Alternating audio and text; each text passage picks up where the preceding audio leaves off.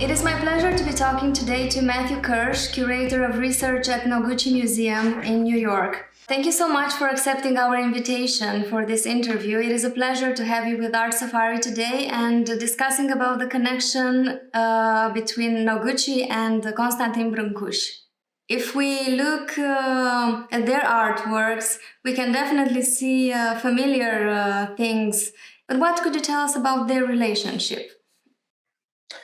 So one of the experiences that led Noguchi to travel to Paris in 1927 to seek out a travel grant for that was that he saw an exhibition. Noguchi sought out all of the avant-garde exhibitions that he could find in New York, and he saw an exhibition of the work of Brancusi in 1926 at the Brummer Gallery. And so when he left for Paris, he had it in his mind that maybe it was a possibility that he might meet Brancusi. But he did happen to meet an American expatriate writer while, within the first few days of his arrival in Paris. And that led to, that writer knew Brancusi, and that led to their first meeting. And somehow Noguchi convinced Brancusi to take him on as an assistant. We've always heard stories that Brancusi was very reluctant to take on assistants because he had this very personal experience when he worked. He wanted to be part of every aspect of the making of his sculpture. So Noguchi, he was a very precocious and I think charming young man. And even though they didn't speak the same, they didn't have any language in common at that point. Noguchi didn't speak French yet, and Brancusi didn't speak English. But somehow they arrived at this, arrangement where Noguchi would work for Brancusi in his studio during the mornings, and he would go study and take drawing classes during the afternoons. And so Noguchi, his memories of Brancusi were of Brancusi's just ultimate dedication to his work. I think what Brancusi showed Noguchi was a way to transcend material as simple matter. Noguchi remarked that the attention and the effort that Brancusi put into his materials made them come alive. And he also learned the important lesson of focus from Brancusi. He remembered Brancusi telling him that whatever you do, it is not for fun or for study. You must treat it as the best thing you will ever do. Brancusi's greatest influence on Noguchi as an artist was that he had found his own distinct identity as an artist. That was something that Noguchi was looking for. That's why he left the whole field of academic sculpture.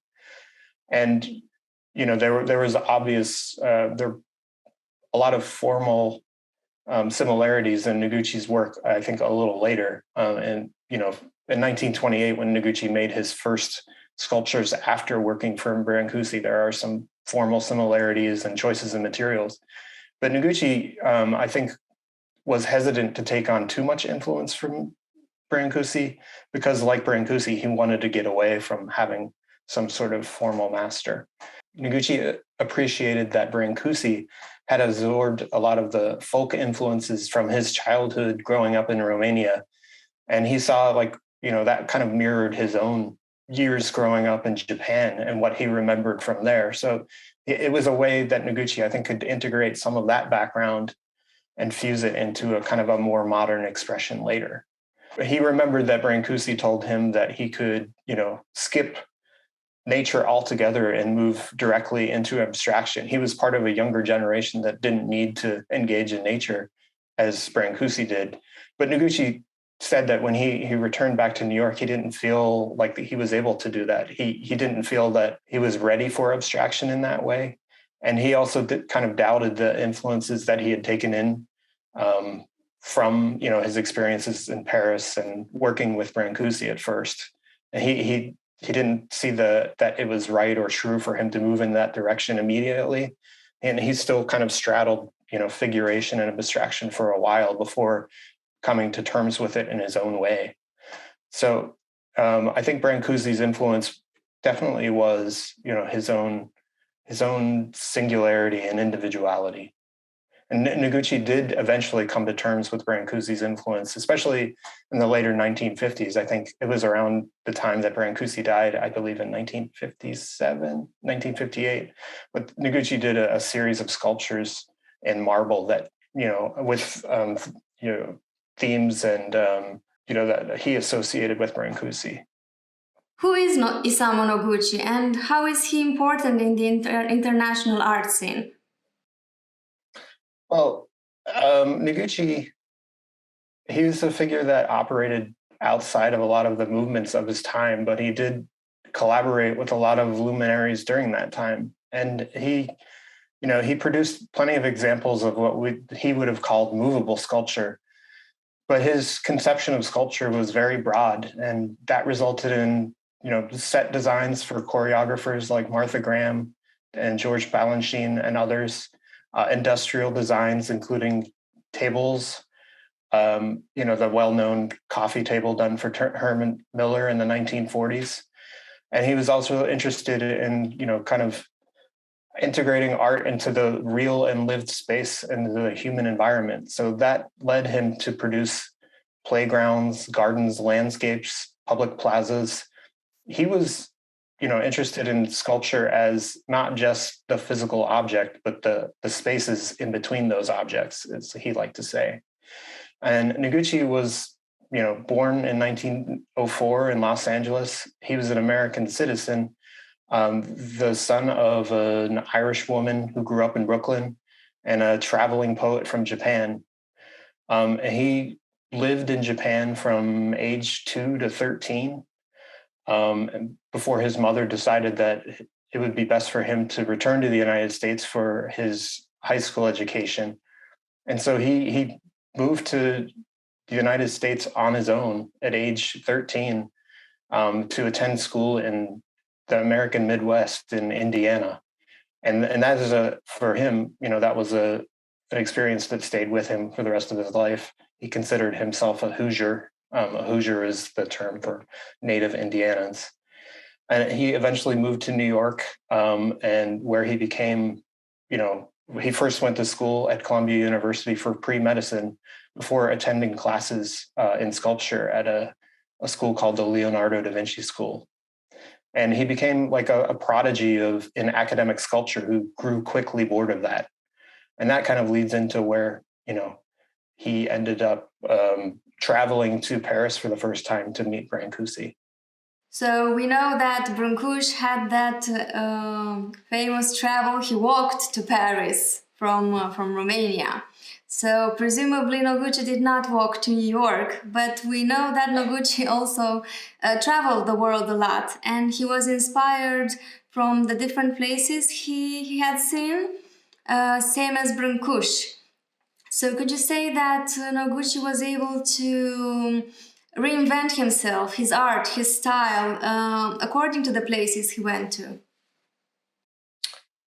Absolutely. Well, Noguchi, having grown up in Japan from age 2 to 13, already had kind of a multinational background when he arrived in the United States at age 13. So he always felt a part of the place that he was in, but also apart from the place he was in, if that makes sense. And that led him to do a lot of traveling in his lifetime because he was seeking his own individual artistic identity. And that led him to, he sought out travel grants whenever he could, or opportunities whenever he could. So, he had traveled to Paris, obviously, to study and to work with Brancusi for about a year with Brancusi, but also studying in Paris for about 2 years. But he also found the first opportunity for a commission in Mexico City in 1935. He spent about a year there. And then later in 1949-50, whenever he felt that his artistic practices had kind of stagnated and he was worried about the direction he was in, he decided to apply for a long-term travel grant that would, take him around the world for about a year. He was interested in this idea of leisure, the idea of how people interact with sculpture in the daily and lived space. So he wanted to study, plazas, markets, cathedrals, temples, any place where sculpture was part of the ritual of daily life. So he spent a year traveling. He began in France, traveled to Italy, Egypt, Greece, India. He spent about 6 months in India. And then later in Indonesia, he spent about 4 months. And this was all became kind of like fodder for his own work. He kind of used it, much of the imagery he saw and later became kind of fodder for his work in doing public spaces. And then immediately after that trip, he returned to Japan for the first time in 20 years. And this was his first visit after World War II.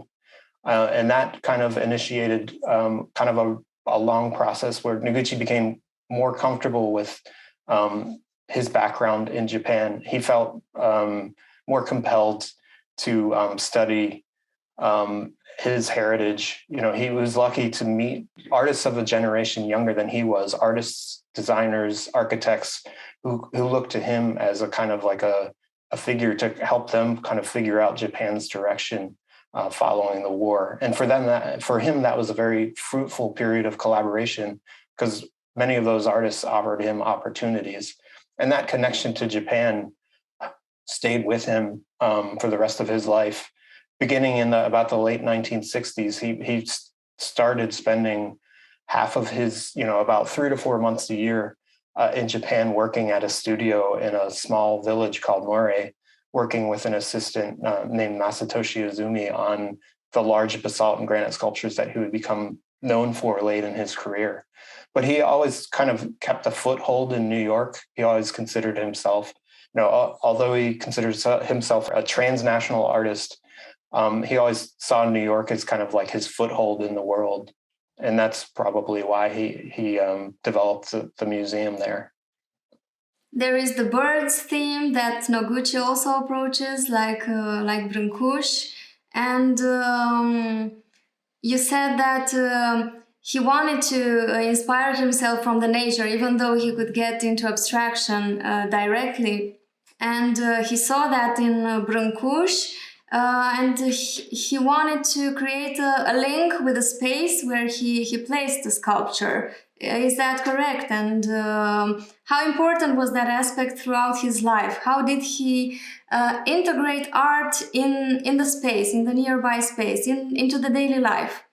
Well, Noguchi, from very early on, he kind of resisted the idea. He didn't think that art was something that was meant to be displayed in galleries.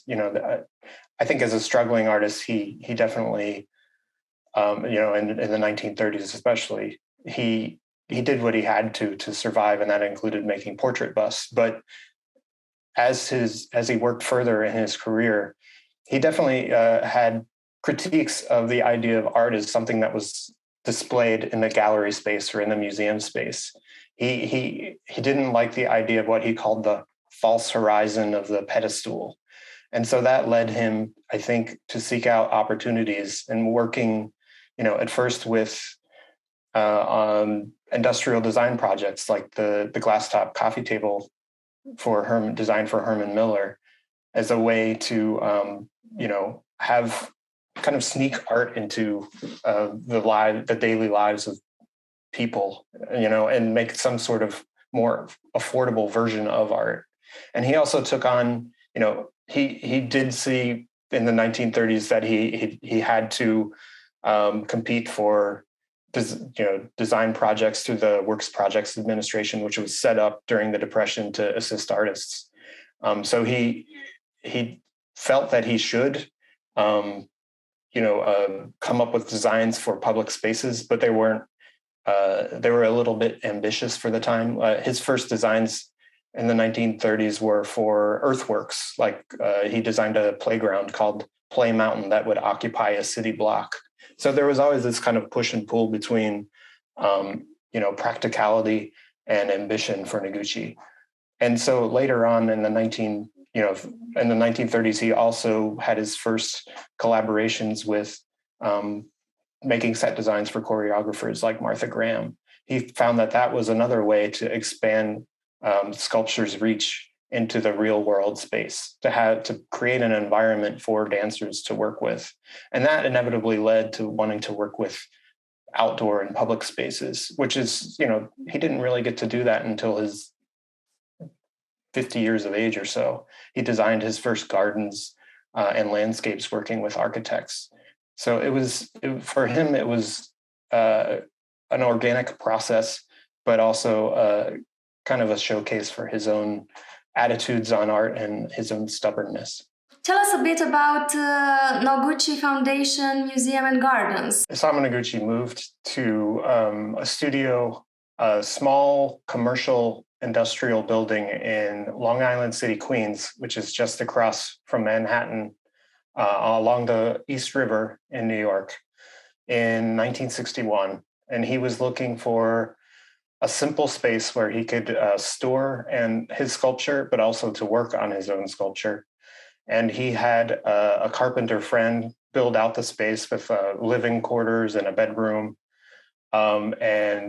It was a simple accommodation for both his work and living, although he did have an apartment across the river. So from that space, he looked out across the street at a vacant warehouse building that was previously a print engraving ink supplies company that was abandoned for years, about 15 years before he purchased it in 1974. So it was for him, it was kind of a perfect and ideal space. Now, originally, he did have to do some renovation to that building. And he purchased another plot of land on the corner that was a gas station and service station. And he eventually worked with a friend, an architect named Shoji Sadao, to build kind of an entrance building that also had an interior indoor-outdoor space, we call it. With above that, there were what we call floating galleries, two different scales to show his work in. And one, the bottom indoor-outdoor space allowed nature to kind of enter in to the display space. Now that building also had a kind of what was basically a garbage dump behind it. And it took several years for Noguchi to renovate that space as well. And that eventually turned into his own personal garden. Now, Noguchi had, for the previous 3 decades, worked on different collaborations with architects, working on gardens and different landscapes, and also public plazas. So he had a lot of experience, and that was all integrated into this very personal garden where he set up an installation of his large-scale granites and basalts that he could show outdoors. And he also was very interested in, having good vegetation surrounding this. So he actually plotted all of the different trees in the garden, including the giant katsura tree that's kind of the center of the garden and which acts as the canopy for the whole setting. Inside, when he died in 1988, he had basically arranged the galleries to how he thought they should be. And so we continue to honor that setup. And most of the work on the first floor galleries and in the garden and certain galleries in the upstairs spaces, we've left as Noguchi left them when he died. So the museum itself is not just the collection of his work. We are also a foundation, Isamu Noguchi Foundation and Garden Museum. Now we have the largest collection of Noguchi's work. We also have an archive that is the repository for all of Noguchi's manuscripts of his personal writing, his correspondence, photographs of his work, and also photographs from all of his travels throughout his lifetime. Where can we see an enigmatic garden designed by Noguchi? We can see the ensemble of Brâncuși in Târgu Jiu, but where can we go to see Noguchi's gardens? Well, Noguchi's gardens and landscapes are all over the world. Probably the best, the earliest example that was well known is in Paris at UNESCO headquarters. He designed a combination of what was called the delegates patio, which was a place for the delegates to come out from the daily activities of the UNESCO and seek a few moments of peace. But that was combined with a larger garden inspired by his studies of gardens in Japan. and actually populated with stone that he sought out in Japan. So Noguchi created, spaces in collaboration with architects and on his own, public plazas, gardens, landscapes, playgrounds. There are, a handful of public spaces in Manhattan. Probably the most well-known is the Sunken Garden at Chase Manhattan Plaza in the financial district. He created a large outdoor sculpture garden in Jerusalem for the Israel Museum in the early to mid 1960s. And, it took him about 40 years after his initial idea for Play Mountain in 1933 to actually complete a garden in a playground in the United States, which is at Piedmont Park in Atlanta. Thank you so much. It was such a pleasant talk about Isamu Noguchi. Thank you for having me. Keep in touch. Thank you. Bye-bye. Have a good day.